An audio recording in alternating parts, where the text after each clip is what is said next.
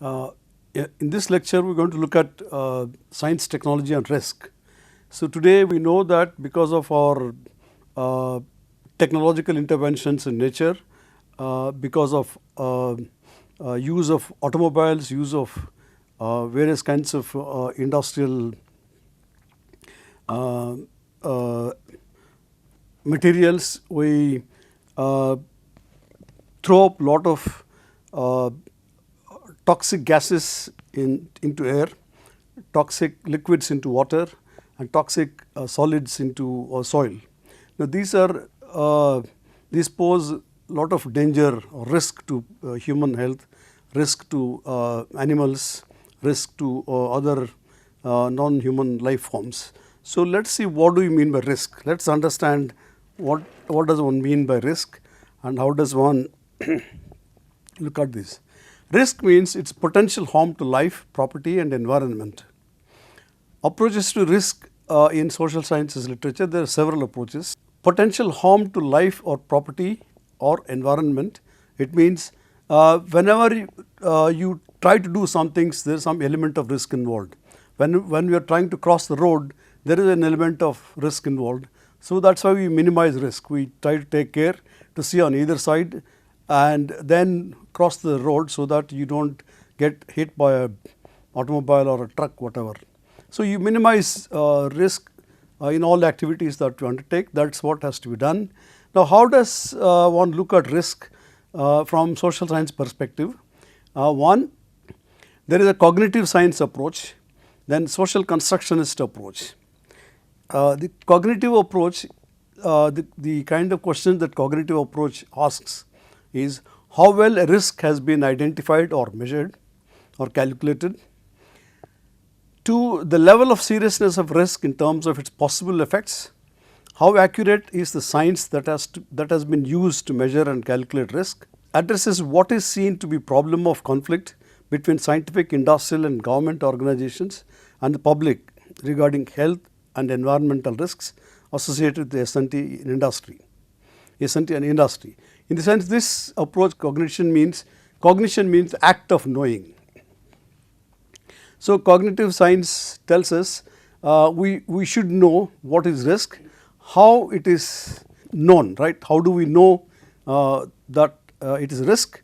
Basically, it means how well a risk has been identified and measured, number one. The level of seriousness of risk in terms of possible effects. So we should always look at what are the possible effects of risk, right? Risk of releasing certain kinds of gases into the air, releasing certain kind of toxic waters into the rivers and rivulets and so on. What is the level of accuracy of the science that has been used to measure and calculate risk? How accurate is our approach, scientific approach to measure and calculate, and what is seen to be a problem of conflict between scientific, industrial, government organizations and the public at large. So basically, what is the conflict between, for example, those who pollute the air, those who pollute water, those who pollute soil on the one hand, and those who depend on these life supporting systems. See, our life supporting systems are air, water, and soil, and these have to be good quality. There must be good quality air that we breathe in. There must be good quality water that we consume, and there must be good quality soil so that our crops grow. So basically, let us suppose an industry releases its toxic waste liquids into rivers adjoining the industry. It means the river water gets polluted.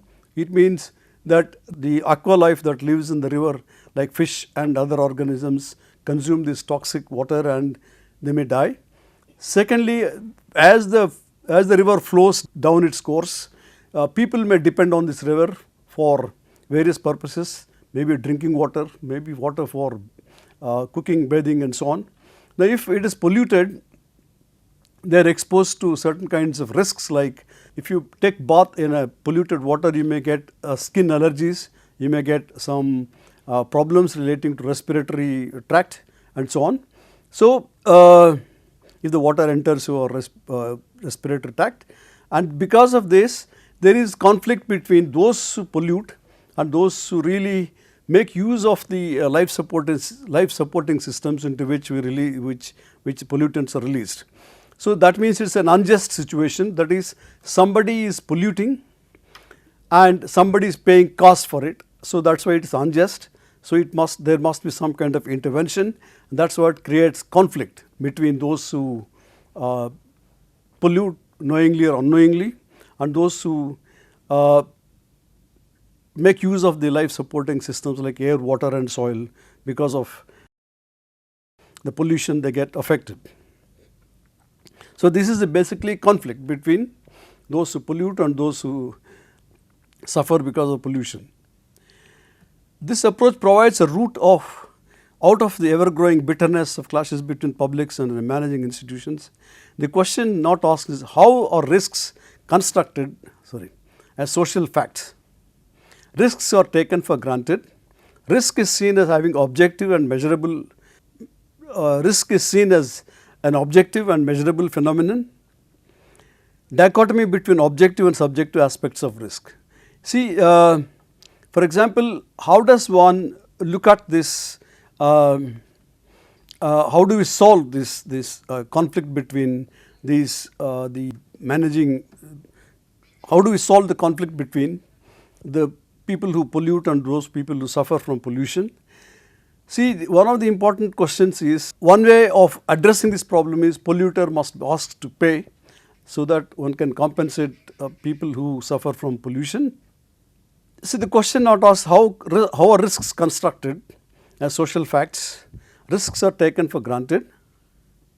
Dichotomy between objective and subjective aspects of risk. See, for example, some people say it is individual's problem to whether or not one perceives risk. One can also have objective indicators of risk, objective indicators of pollution beyond which, for example, beyond a certain level of pollution, one cannot really breathe in that kind of air, take that kind of water and use that kind of soil. That is, what is the threshold values of these pollutions? These are decided based on certain parameters, and these decisions are never scientific, as we will go and see, because there is no objective measure of to what level at what level a particular substance is risky. Of course, people say the objective measure is what is already available in the environment, but what is already available in the environment may not be an ideal kind of a level, because already the environment is polluted. Is there a standard measure of pollution beyond which it becomes risky? These are the questions one should ask. So, objective and subjective aspects of risk. So, even at lower levels of risk, some people may feel they are having problems, health problems. See, this is always a difference among individuals, those who tolerate higher levels of risk, those who tolerate lower levels of risk. That means for everybody, it should be the bottom line is one must have lowest levels of risks associated with any aspect of substance that we use. It's air, water, soil. See, dichotomy between knowledge of experts and lay people. Experts' knowledge is seen as scientific and objective, and lay people's knowledge is incorrect and unscientific. So, I think this kind of a division, that experts know what is the acceptable level of risk and lay people do not know this because their assessment of risk is unscientific and incorrect. This is the tension that exists between expert view of what is risk and lay person's view of what is risk. So, I think this conflict has to be addressed. Objective risks and subjective responses in terms of psychological models. See, for example, objective risk is something that is measurable, that is verifiable. Subjective response is to how do you react to these levels of kind of risks. One has to really, it is perceived by individuals differently. There is one more approach that is called socio-cultural approach. Perspectives from sociology, anthropology, history, philosophy, social studies of science disciplines. This approach has the perspective of cultural symbolic perspective from anthropology, risk society perspective in sociology from Ulrich Beck, who published a book in 1986 on risk society towards new modernity. Then the governmentality perspective from the writings of Foucault, who talks of who looks at this relation between government and citizens. Mary Douglas, an anthropologist who talks of notions of risk are used to establish conceptual boundaries between self and other. In the sense, she tries to argue that the notion of risk establish conceptual boundaries between self and other, in the sense, see, on certain kinds of in certain contexts, a person might feel the other person poses risk towards his or her own her life. So you try to draw boundaries between self and other. How the human body is used symbolically and metaphorically in discourses and practices around risk. See, how does one use human body symbolically and metaphorically in discourses and practices around risk? It means that what is the meaning you attach to human body. So what kind of a metaphor, what kind of a, how do you sort of describe your body in some metaphorical sense, in the sense when you interact with others, or when you are exposed to certain kinds of situations which can cause potential harm to people. In the sense, metaphor means comparing the things which are not comparable. For example, if I say this person roars like a lion, it does not mean that person is a lion, but when he speaks, it looks like as if he is roaring like a lion. In the sense, this is what we mean by metaphor.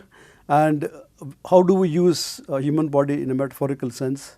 Then symbolically means what is the meaning of human body, how it is treated by different groups in different contexts.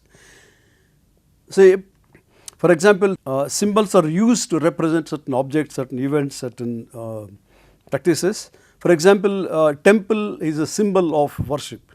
Temple is a place where people go and worship. Temple, that means symbolically represents worship. So how human body is used symbolically means what is the meaning that you attach, what does human body symbolize, what meaning people attach to human body, and how this symbolic meaning is related to the notions of risk. That is the question that this approach raises. Then there is a critical structuralist perspective. Ulrich Beck, Risk Society Towards New Modernity, he published in 1986, which has become a very famous work. And Anthony Giddens, who wrote extensively on modernization, globalization and so on, he wrote an article on risk and responsibility.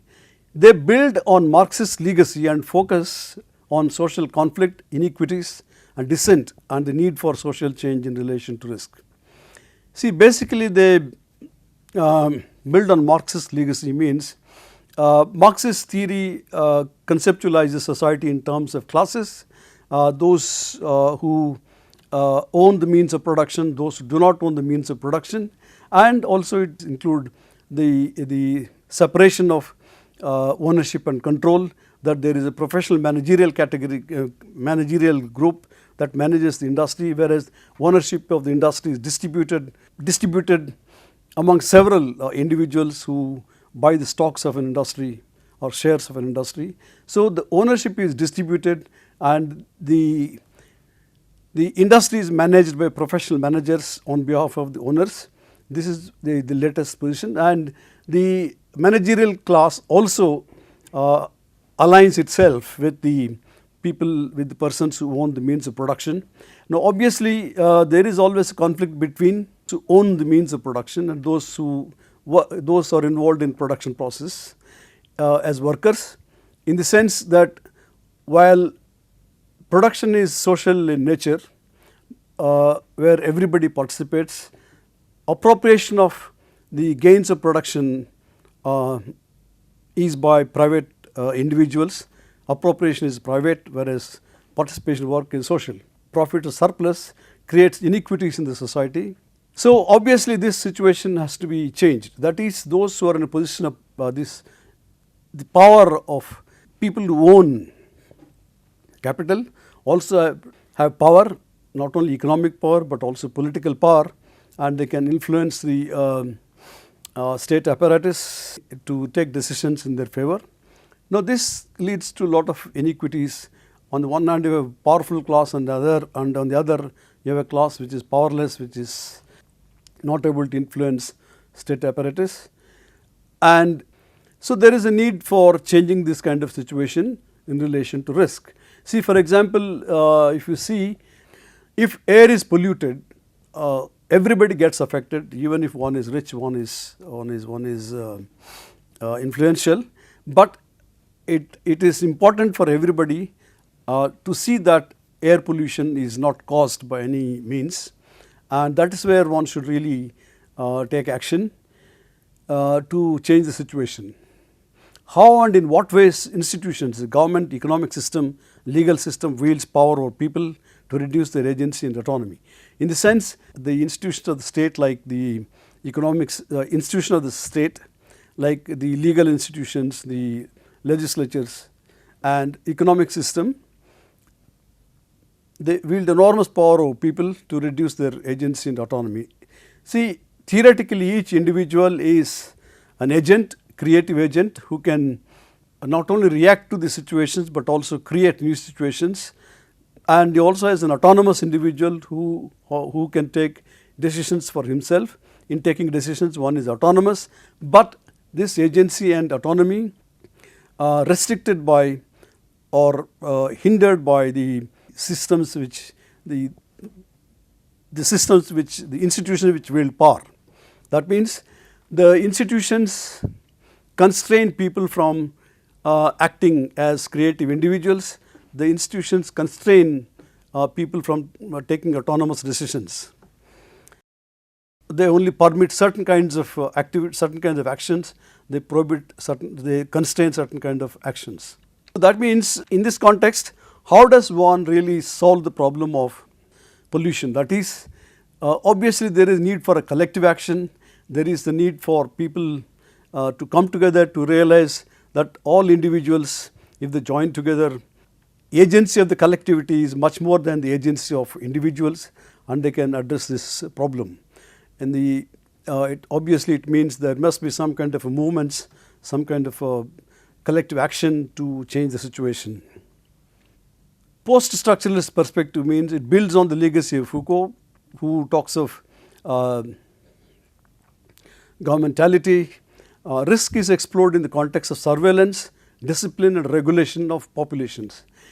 See, as I said sometime back in this lecture series, that the state has become powerful in trying to watch its citizens.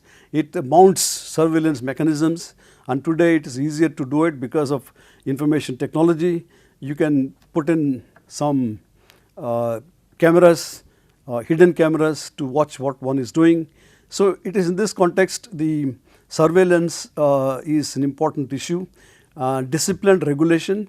See, for example, surveillance means, take for example a prison where the prison officials can watch the inmates of the prison without the knowledge of the inmates. This is called surveillance. The prison officials can see what the prison inmates are doing without the knowledge of prison inmates. So obviously governments want to discipline people and regulate the activities of populations. This is what we mean by governmentality. It focuses on relations between power and knowledge, are always implicated with knowledge, and hence no knowledge is neutral. So this is an important claim of Foucault, who says knowledge is power. In the sense, all social relations are mediated by power relations. No social relations is neutral in relation to power. So one has to understand the power dynamics between groups and see how the social relations involving groups are mediated by power relations. How do we change these power relations? Power is not simply coercive but productive and present in all relations. Normally when we use the term power is used to mean that I can realize my will, I can realize what I want to do, or I can make others what I want to do, even if they oppose it, even if they resist it. It means is something, power is one's will to, power is one's capacity to impose his or her will over others. But Foucault says power also can be used in a positive sense to do things, in the sense that one can use one's power to facilitate a lot of things. Generally, power in bureaucracy, the bureaucracy wields its power, uses its power to constrain people from acting, to block things from happening, to say no to certain things. So, power also can be used in a positive sense to facilitate what can be done in a given context. So, that is how Foucault views power. Phenomenological perspective on risk. Phenomenology is interested in situated meanings that are given to risk. It focuses more on lived experience than macro structures. Meanings of risk differ in different contexts. How specific actors within a socio-cultural setting construct understanding of risk as part of their interaction with others. See, basically here what we mean is this phenomenological perspective talks of everyday experience of people. What do they feel, what do they experience in everyday life, and what are the meanings of risk in different contexts, how do people define risk in different contexts, and how do they construct the notion of risk when they interact with others. See, the meaning of risks differ from in different contexts. Let me give you an example. Sometime back, when Chernobyl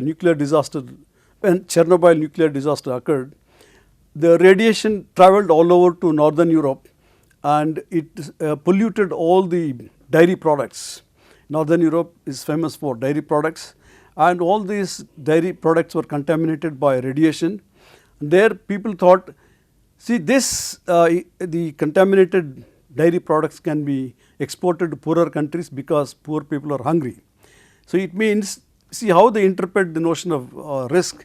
See, whatever they feel it is risky for them to consume, they think others can consume because they are poor. This kind of arguments were raised. Of course, no country agreed for this kind of shipments of irradiated dairy products.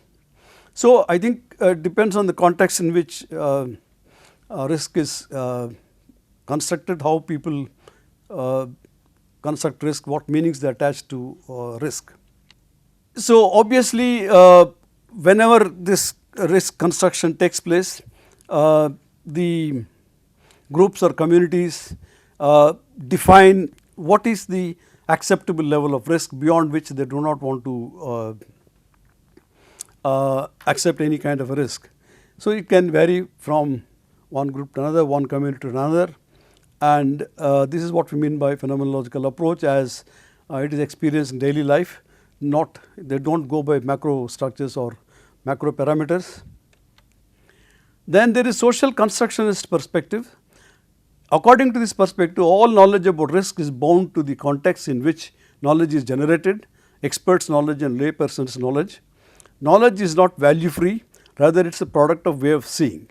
See, when we talk of knowledge about any phenomenon, it is a product of the institutional processes which shaped this kind of a knowledge, in the sense outcome of the institutional processes that were involved in producing this knowledge. It is not merely an objective value free entity, it is shaped by the process, it is shaped by the context in which it was generated. See, normally this view of experts' knowledge and layperson's knowledge is always a problem. Experts' knowledge is supposed to be objective, it is rational, it is measured, and it is verifiable and so on, but it is not the case. In the sense, if you look at Fukushima nuclear disaster that occurred a few years ago, these plants were constructed by taking all kinds of care. It was built on the basis of probabilistic models of risk, but we see what happened at the end. Because of this tsunami type, a lot of these plants got really damaged. And layperson's knowledge is supposed to be, according to experts, this is layperson's knowledge is not objective, not verifiable, not based on scientific considerations and so on. But See, lay persons, lay and experts, they are relational terms. Lay persons have their own way of constructing knowledge. The lay persons are also experts in some situations. See, let me give an example. I am sure this has been shown in films, this has been sort of talked about. See, it is like this. A well-read person is travelling by boat. He is an expert, is read very well, and he is travelling by boat. And this expert, this knowledgeable person asks the boatman, "Have you read this classic literature? Have you read this kind of books?" Boatman says, "No, I haven't read." He said, "That means you wasted your life. You don't know anything." And then the boatman says, "Sir, do you know swimming?" He says, "No." Then you are wasted your life. If there will be a heavy rain now, there is going to be the boat is going to perhaps sink. Then you will have to swim. If you don't know swimming, you are going to die. By not knowing swimming, you wasted your life. See, this is the lay person's answer to an expert. I think one should also recognize the expertise of lay people. And so in this story, the boatman has acquired knowledge about the behavior of the seas, behavior of the waves, perhaps what should be done in context of a kind of a heavy downpour, in context of a tornado, in context of rough sea and so on, when the behavior of the sea is rough. So I think he must have acquired this empirical knowledge, he must be putting this knowledge into use, and that's how he should be treated as an expert in his own domain. A range of positions ranging from positions closer to realist approach, weak relativist approach, strong constructionism, cultural symbolic perspective, strong constructionism, governmentality perspective, strong relativist positions. Now all this, when you talk of understanding risk, there are several, I talked about several perspectives. A realist approach. A realism means that we should recognize that there is an object existing, then we construct the object the way according to the context. And cultural symbolic aspects means you have seen that how what kind of a symbolic meaning is attached to the human body. Governmentality perspective means how these institutions themselves generate situations of risk, and how does one perceive this risk collectively or individually. So I should draw your attention to two aspects of risk. One is judgment over acceptable levels of risk, and time dimension. See, judgments over acceptable level of risk is never purely scientific. It involves trade-off among some competing and sometimes conflicting values. In the sense that at what level of risk it is acceptable, this is not purely based on scientific considerations or scientific measurements. It always involves some kind of trade-off among different values. So, for example, should we accept a situation low profits, high risk, or high profits and low risk? Which one of these is admissible? Or the other way is low profits and high risk, high profits and low risk, which is acceptable? I think one has to really make a choice. So for example, when something is very safe but yields low profits, and something is unsafe but yields high profits, which one is really, where do we sort of strike a trade-off between these values?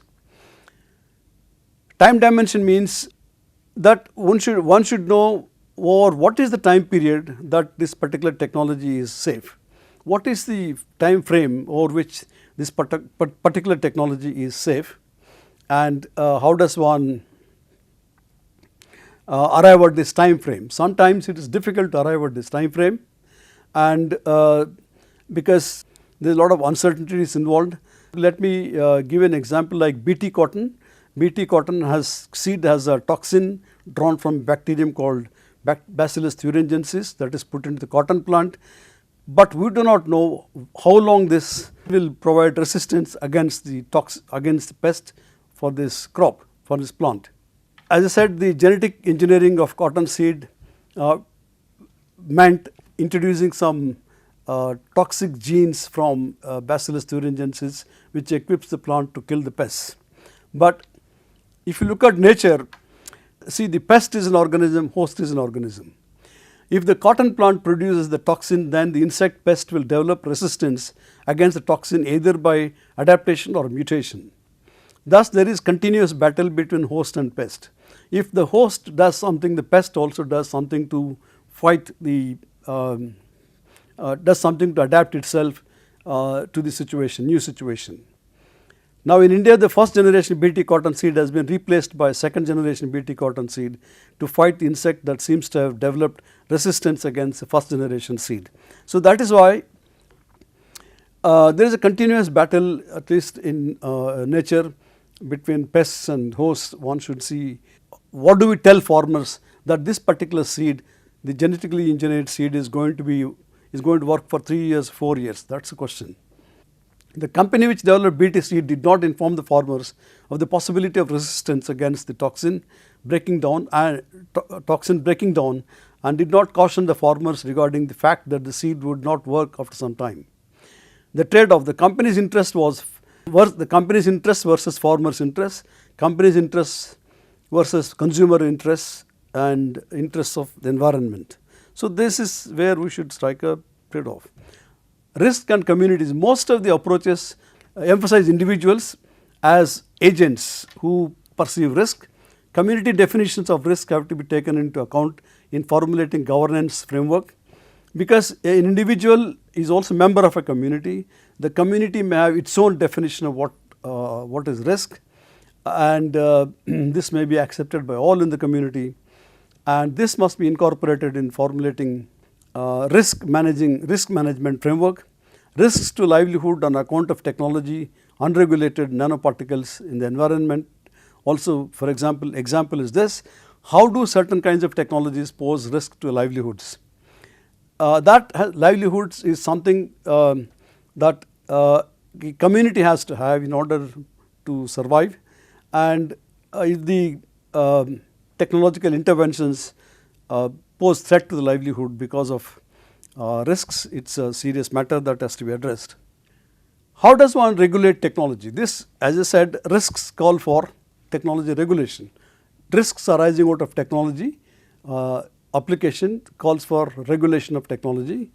What kind of values should regulate technology? The values are safety, health, what is good health, both physical and mental health, and environmental values, which includes to what extent these technologies are harmful to the non-human life forms like plants, animals and other living beings. What are the institutional legislative measures one should take to see that these technology is regulated? The norms that govern regulation. A regulatory framework should be developed on the basis of democratic participation by stakeholders. Transparent and participatory, the evolution of or evolving a framework should be transparent and participatory. The stakeholders should participate and it should be democratic. Cognitive empathy is needed in understanding each other's point of view to arrive at a negotiated consensus on what is the accepted level of risks and so on. Indian culture, we always, all languages have this kind of a proverb which is first think of risk and then think of benefits, rather than think of benefits first and then about risks later on. So, this is basically Indian way of thinking. They always see what is it risky to do it? If it is risky, do not do it, even if it is beneficial, right. So, that is how people really have been looking at various things, and that is how people have been interacting with nature. For example, in India, almost every year certain areas get flooded, and they know how to sort of manage in a context of floods and so on. So, this people have been accumulated knowledge as to how to respond to this kind of risky situations. Thank you very much.